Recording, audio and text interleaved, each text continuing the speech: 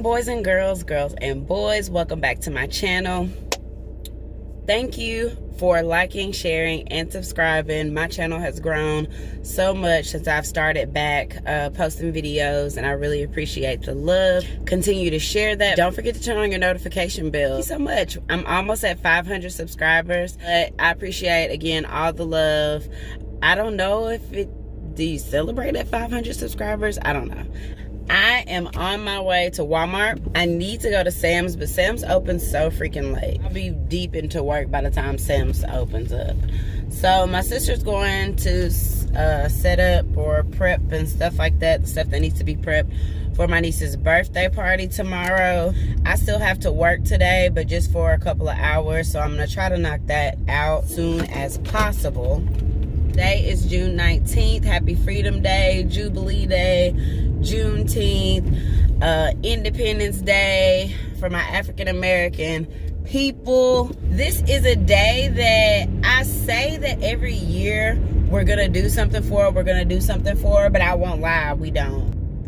I am American at the end of the day. Like, obviously, I'm American. I was born and raised here. Even if I weren't American, I should still be treated with American rights and social rights and more social norms than, unfortunately, I'm treated with sometimes. I have personally experienced racism as a child, as an adult, as a young teenager, especially in the customer service practice. Even in customer service, sometimes, like, people they may be going off of my speech or they may be going off of my name, but they would, automatically assume I was black based off of whatever they heard over the phone, because they saw absolutely nothing. And they would spout racial slurs, specifically female hate slurs specifically to me, because they knew I was a woman and they at least thought I was a black woman. It's very sad. It's very unfortunate.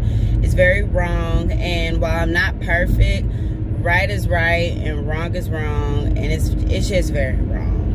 Everybody makes mistakes. Everybody says things that we don't really mean sometimes in anger and frustration. As I've gotten older, just like I would expect, or I want people to give me grace at times when I say things I don't mean. I say things out of anger.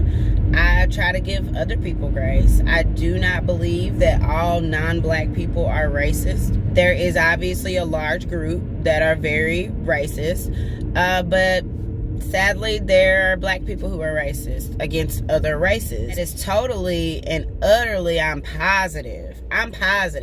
Like, I'm usually not the type of person that's going to be speaking for other people or speaking on other people's behalf, but I can tell you for a fact that is a direct response, defensive feeling to what our parents have experienced, our grandparents have experienced, our great-grandparents have experienced, we have experienced, and our children, little do they know, sometimes they have experienced racism against them for being born with more melanin than the other. Do you hear what I'm saying? I do not support looting. I understand it. I do not support it. There are things that I can strongly say, I just don't understand why. I just don't understand why. I can't fathom why. I can freaking fathom why, but I don't support it. So let's make that clear. I don't support violence. Violence begets violence. I do understand frustration. I do understand anger. I do understand traumatic response. What is happening now is a traumatic response.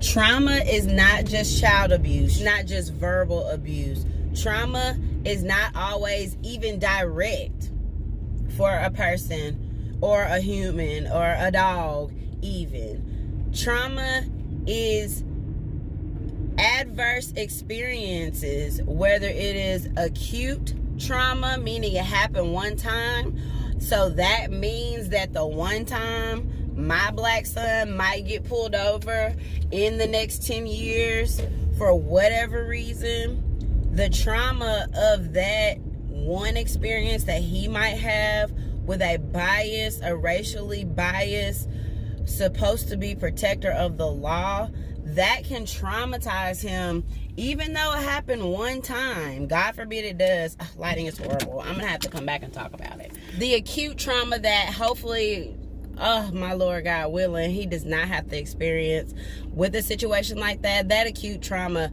could cause you to react once you see that trauma again, whether it's in real life that you saw it, or whether it is on TV that you saw it, or whether it's on YouTube, or there is a reaction to trauma, and everyone's reaction is different. So that's what I'll say about that. Either way, we have to try to raise our children to know that no matter what they've been through, no matter what it looks like, no matter what happens to them, they are not what happened to them. And you know, prayerfully they can come out and live to tell about it. This is just awful, but it's the truth.